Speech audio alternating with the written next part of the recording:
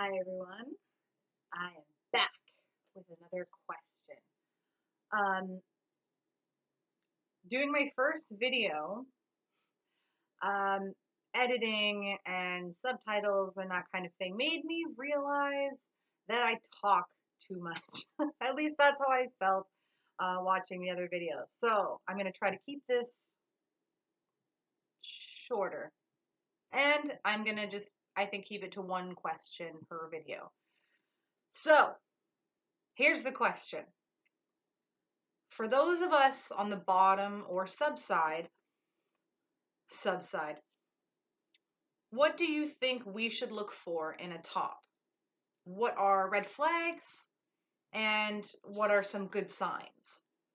That's a great question. The person that sent me this question mentioned and never fails. Here comes my cat.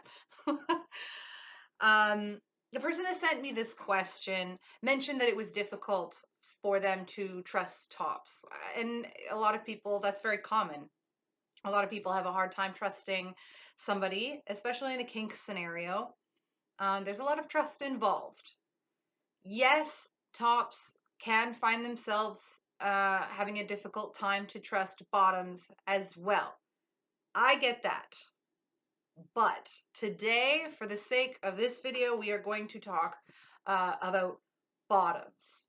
Um, Bottom typically means the person that is receiving, like receiving a spanking, receiving all kinds of things.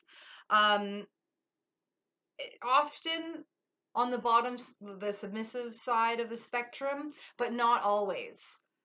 That's a whole other talk here. So I also want to say to tops out there watching, I encourage you to watch this as well. I think this is really useful for tops as well as for bottoms. So let's talk. What to look for in a top versus what to avoid or red flags. Quickly, red flags, I just want to say, are unique to everyone. One red flag could be a deal breaker, and or it could take several red flags for you to decide to call it off. But that is totally up to you. I'm going to share with you some of my red flags or things that I think are particularly important red flags or things to look out for. Red flags could mean that they're evil, or it could mean that that person just isn't compatible with you, at least at that time. Um, so something to keep in mind. So let's get right into red flags and what to avoid. One I'm going to say is disrespect. That can come in several forms. It could mean assuming a dynamic before negotiating. This drives me nuts. Someone walks up to you and starts treating you like a submissive and not like a human being would treat another human being that they just met via, messages online or in person.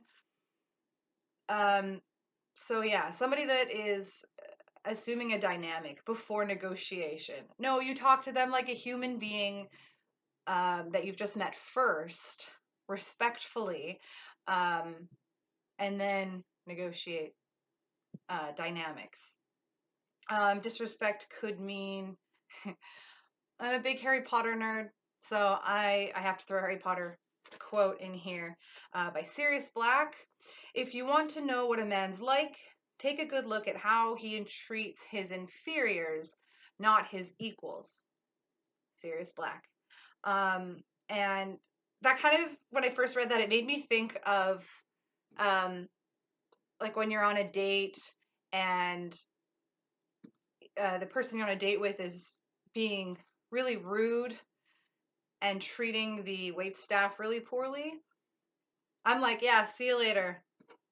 Um, yeah. So watch how they treat other people. If you think they tend to be disrespectful towards others, that's a red flag. for me. I want to talk about vetting. Um, if someone you talk around and someone has left behind a trail of really bad reviews, and I'm not talking like, and it depends, if it's one that might be enough because we want to listen to those cases, but especially if you see a long line of bad scenes, bad reviews, bad experiences, that's a red flag to look out for.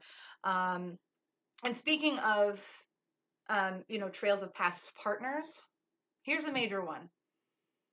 If a top has a long trail of exclusively inexperienced young partners, um, that's a big red flag there. I remember in the last video, I talked about how it's okay to be inexperienced. It is. It is okay to play with somebody that is inexperienced. Um, but I think the difference is seeing a long line of only inexperienced, uh, particularly young people. I think that's a major red flag there, a sign to look out for. Um, because there are some predators out there who specifically try to find new, young, inexperienced people that really don't know any better and take advantage. So that's something definitely to look out for, and it's possibly a big issue. Another red flag, they know everything. I just won't, I don't trust anyone that won't admit that there's something they don't know. I'm pretty sure we all know the type. Um, if they have a reason, whatever it may be, for any topic, it's like they know everything about every topic. They have something to say on every single topic, and they won't admit that there's something they don't know. I think that's a big sign to look out for. Um, major red flag coming. If you hear the phrase, if you were a true blank, submissive, bottom, little, slave, whatever, run. Get the fuck out of there. Um, that phrase, if you were a true, again, there are bottoms that use that phrase towards others as well. But today we're talking about tops. So that kind of statement is incredibly manipulative, it's controlling, and it's toxic. Um, and for those that maybe are seeing this now and are like, ooh, I think I've said something like that in the past. Please just recognize the toxic nature of that mindset and behavior and change it. Like now. It's not okay. Don't say that. Um, and I've got one more really big kind of red flag here, isolation. Um, you know how in 50 Shades of Grey, yeah, I roll, I know, but it's an important, I think, example. In 50 Shades of Grey, Christian Grey pushes Anna into signing a non-disclosure agreement that she's not allowed to talk to anyone about anything they do. And he claims it's for his reputation, for his career.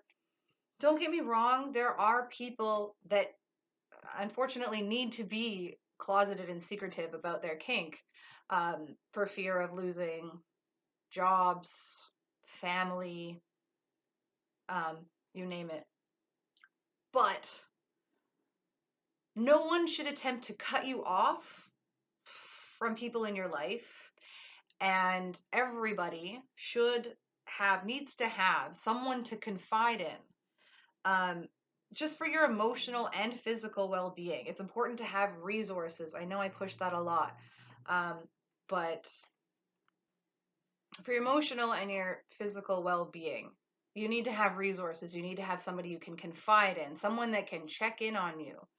Um, it's not healthy to be in any kind of relationship where you're not allowed to discuss your relationship with someone else.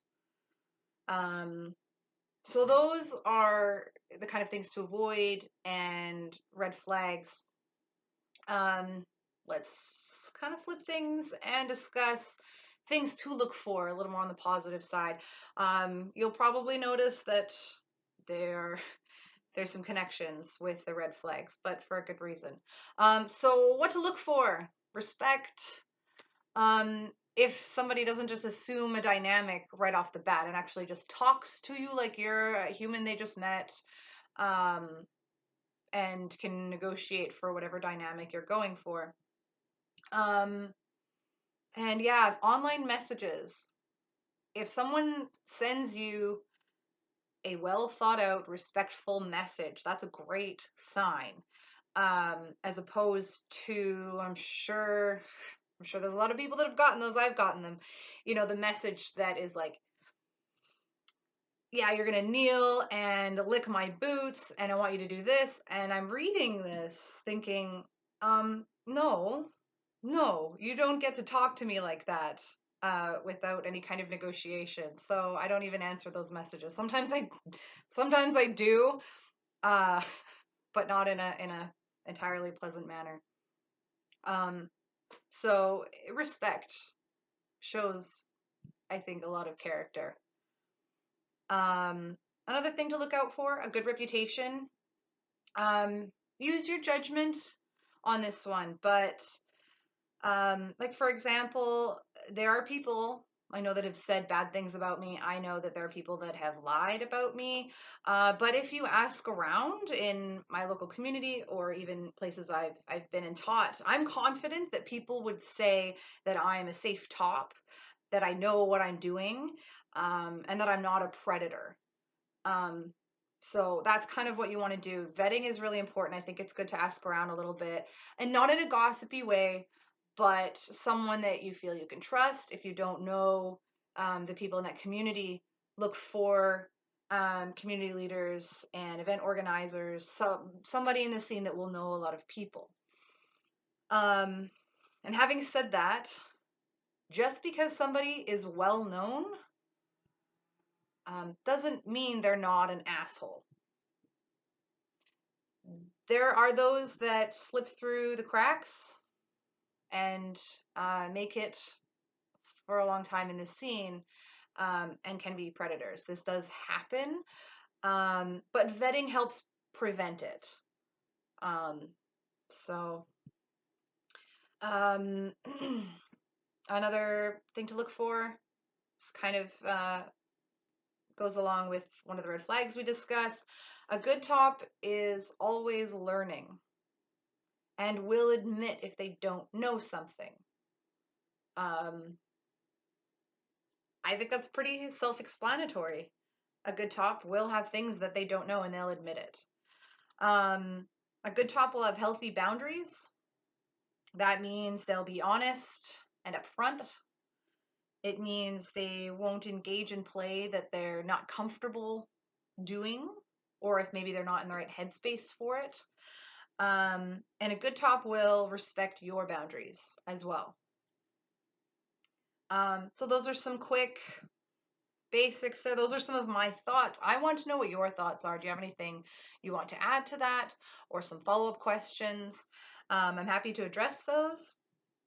I also want to mention, I think it's a great idea to check out your local uh, community for bottom social events or bottom support groups.